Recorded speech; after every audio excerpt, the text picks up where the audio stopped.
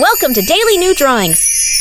Hello everyone, welcome to the Daily New Drawings channel. In today's video, we're going to draw a cute hen and a chick hatching from egg. Let's draw it. Firstly, I draw hen's eyes. Then I draw her shape of face and wattles. And also her comb. Then I draw her beak. Her wings and tail. Now I am going to draw hens and our favorite thing. Eggs. These are 3. Now I am going to color this beautiful drawing. I will start from its comb. I use this red color for her comb. And also for beak. And orange for her face. Do you know chickens are just as clever as human toddlers? Chickens have great memory for faces.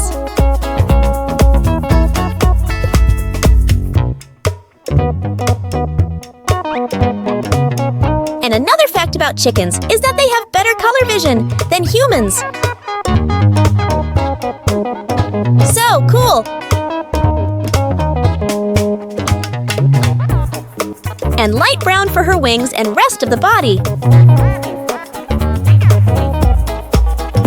Hens communicate with their chicks while they're still inside their eggs. Let's color her tail.